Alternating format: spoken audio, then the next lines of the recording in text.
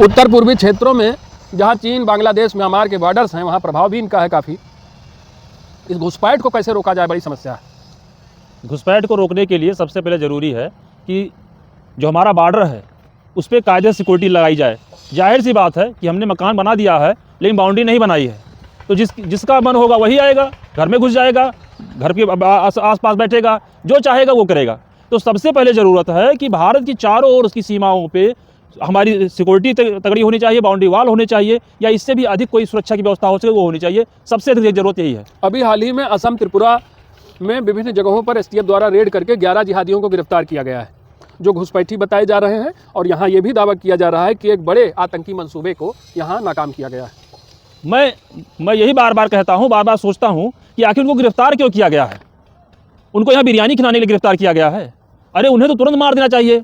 उनको ज़रूरत है 72 हुरों के पास जाएं, यहाँ रहने की क्या ज़रूरत है। समय समय पर स्थानीय सरकार पर यह भी संरक्षण का आरोप लगता है कि ये लोग उनके संरक्षक बनकर के काम करते हैं लोकल पॉलिटिक्स को अंजाम देने के लिए। निश्चित रूप से अगर हमारे घर में कोई आ रहा है तो हम कहीं ना कहीं मौन स्वीकृति उसको देते हैं। ऐसे कोई नहीं आ सकता है।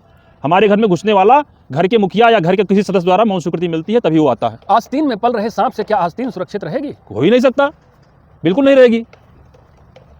सबसे ज़रूरत आज तो यही है। अच्छा ये देखिए कि अन्य देशों में आसपास के तमाम सारे देश हैं, अमेरिका की बात कर लीजिए, चीन की बात कीजिए, जापान की बात कर लीजिए, यहाँ कोई क्यों नहीं घुस जा रहा है? इनकी स्ट्रेटजी आप नहीं फॉलो कर सकते या इनसे अधिक स्ट्रेटजी आपके पास नहीं है? आप स्वयं काहे छोड़ के रखे हैं, मौका क्यों दे रहे हैं घुसने के लिए? आपने ये कहा कि अमेरिका या चीन जैसे देशों में क्यों धर्मांतरण नहीं हो रहा है या कोई घुसपैठ क्यों नहीं कर पा रहा है? कोई भी राष्ट्र विरोधी गतिविधि नहीं हो रही है। मैं एक बड़े मतलब क्या कारण है इसका? मूल रूप से क्या कारण है कि देश में घुसपैठ हो रही है? हमारे यहाँ अन्य देशों में आप कंपैरिजन करें तो वहाँ घुसपैठ नहीं हो रही। देखिए मैं इन सारी चीज़ों को, चाहे धर्मांतरण हो रहा हो, घुसपैठ हो रहा हो या और कुछ भी चीज़ जो भी हो रही है, उसको देश विरोधी काम हो रहे हैं, उसको देश विरोधी काम कहा जाएगा। अभी आपने कहा कि स्पेशल मैरिज एक्ट की बात की जाती है। यहाँ हम है कि कोई भी किसी दूसरे धर्म संप्रदाय में शादी करता है उसको मान्यता मिल जाती है।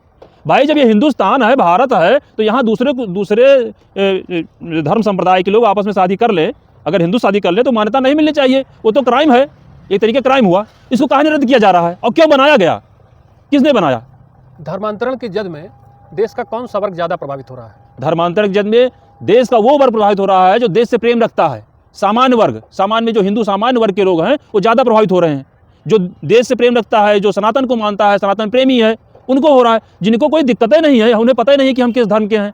हम हिंदुस्तान में पैदा हुए, बने ईसाई हैं, बाप हमारे हिंदुस्तानी थे, हिंदू थे, हम ईसाई बन गए हैं। उनको सोचने की ज़रूरत है कि हम काहे ईसाई बन रहे हैं।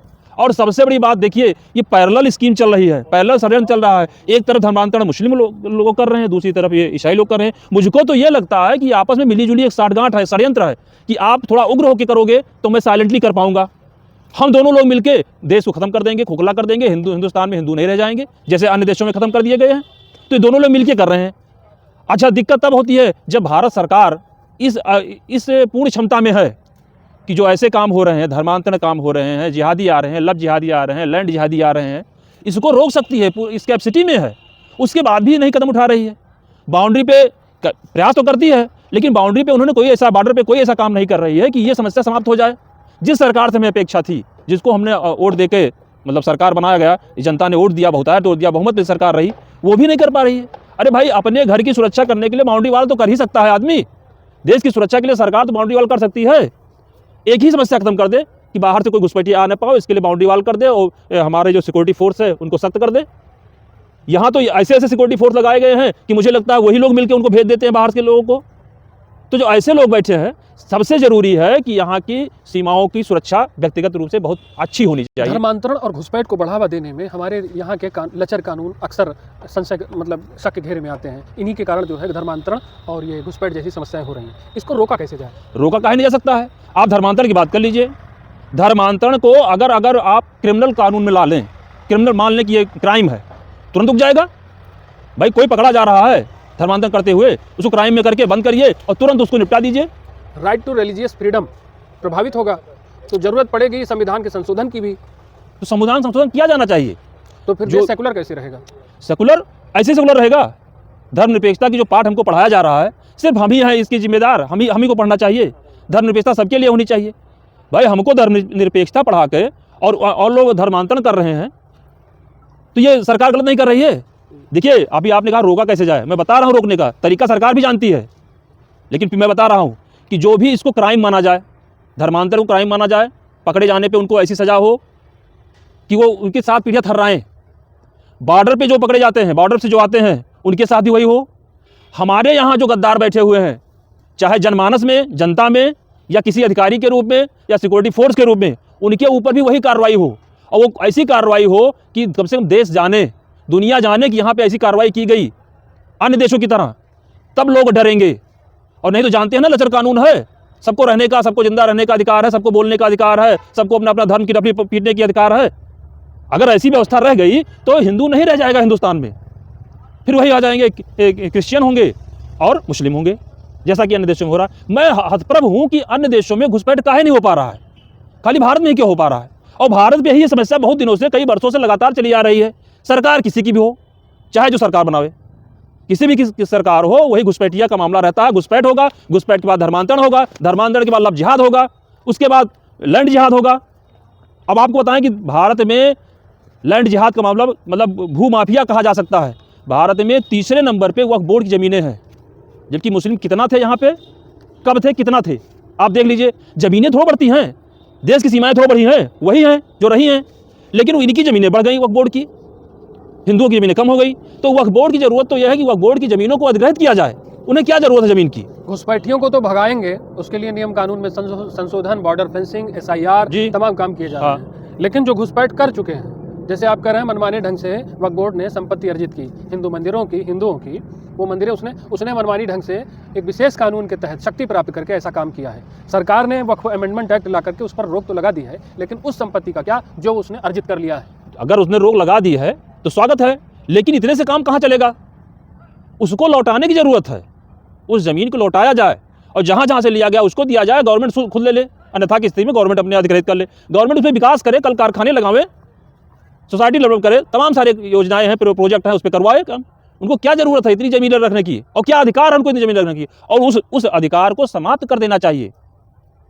मैं फिर कह रहा हूँ कि ज़रूरत है आज बॉर्डर को मजबूत करने की, जिहाद को रोकने की, धर्मांतरण को रोकने की। इन सबके खिलाफ जो जाता हो उसको क्राइम में रखें, और क्राइम में रख कर उस पर कार्रवाई करें। SIR आप करवा रहे हैं, बड़ी अच्छी व्यवस्था है, हम मानते हैं। SIR हो जाने के बाद आप जो भी आपको पकड़े जाते हैं कि ये भारतीय नहीं है, उनको भेजिए जहाँ भी जाना हो। मानवता का पाठ हम ही ने नहीं पढ़ रखा है, बहुत बड़ा दुनिया है, और भी देश मानवता का मिसाल पेश करें, अपने यहाँ बुला लें, रखें। और सरकार से तो है ही है, साथ साथ हमारी अपने जनता से भी अपील है कि आप थोड़े से एक बोरी चावल के लिए, 100-200 रुपये के लिए, खाने के लिए आप अपने धर्म को बदल लेते हो, आप अपना स्थान चेंज कर रहे हो, वो चीज़ चेंज कर रहे हो, और क्या आपको लगता है कि वहाँ जाके आप बहुत सुखी रहते हो? आपके साथ जास्ती होती है, आपको तमाम ऐसी संज्ञाएं दी जाती हैं कि जो आप अंदर अंदर कुड़ते रहते हो। लेकिन क्या करोगे? तो आज ही गरीबी नहीं है, गरीबी पहले भी थी, लेकिन पहले लोग रिजिड रहते थे कि हमारा धर्म ये है, हम कम खाएंगे, कम रहेंगे, कम पहनेंगे, लेकिन अपने धर्म के साथ रहेंगे। और उसमें वो अपने धर्म में रहने के साथ साथ राजा की तरह रहता था। लेकिन अब एक जाके प्रजा की तरह, धर्मांतर करके प्रजा की तरह, और या लेबर की कैटेगरी में रहता है वो। तो ज़रूरत इन सब की है। और मुझे कहना है कि जो उस उत्तर पूर्व एरिया में ये जिन प्रांतों में काम हो रहा है, उस प्रांत के मुखिया से भी मैं कह रहा हूँ कि आप भी मानवता का काम करो। ऐसा नहीं कि आज आप बने हो, आज आप घुसपैठ करा दो और जनसंख्या बढ़ा दो, कल आपके साथ भी गलत होगा और प्रांत तो ख़त्म हो ही जाएगा। अब आप देखिए 5, 6, 7 प्रांत तो ऐसे हो गए जो खाली मिशनरी के अधीन हो गए। केरल जो था आप देख ही रहे हैं, तो सब क्रिश्चियन हो गए, बहुतायत राज्य मुस्लिम बाहुल्य हो गए हैं। जब शेख हसीना बांग्लादेश की प्रधानमंत्री होकर बांग्लादेश में सुरक्षित नहीं रह पाई, तो यहाँ के जो नेता इन घुसपैठियों को संरक्षण दे रहे हैं, उनकी राजनीति या वो कब तक सुरक्षित रहेंगे? देखिए, ना तो शेख हसीना सुरक्षित रह पाई, उनको भागना पड़ा, देश छोड़ना पड़ा, उनको भागना चला और देश छोड़ना पड़ा। मुझे याद है कि परवेज़ मुशर्रफ पाकिस्तान के राष्ट्रपति थे, प्रधानमंत्री थे, जो भी रहे, राष्ट्रपति थे, उनको देश छोड़ना पड़ा, उनको भी देश छोड़ना पड़ा। तो जो अपने यहाँ नहीं रह पाए, तो आप तो वहाँ से सबको बुला रहे हो। क्या आप समझते हो कि आपके साथ हमेशा वो मतलब मित्रों व्यवहार करेंगे, आत्मीय व्यवहार करेंगे? देश का मुखिया देश में सुरक्षित नहीं था। इन आस्तीन के सांपों को आस्तीन में रखकर वो आस्तीन कब तक सुरक्षित होगी? बिल्कुल सुरक्षित नहीं रह पाएगी। और मैं कहता हूँ, भारत सरकार से कह रहा हूँ, और उन प्रदेश के तमाम सारे प्रदेश हैं उसकी मुखिया से भी कह रहा हूँ कि धर्मांतरण पे रोक लगाइए, घुसपैठ पे रोक लगाइए, और अगर आप इस पर रोक नहीं लगाएंगे तो आप भी सुरक्षित नहीं हैं। पकड़े जाएं, उन्हें तुरंत भेजिए 72 हूरों के पास। उन्हें बिरयानी खाने की कोई आवश्यकता नहीं है, कोई ज़रूरत नहीं है। वो जाएं वहाँ पे अपना जन्नत में जाएं सीधे।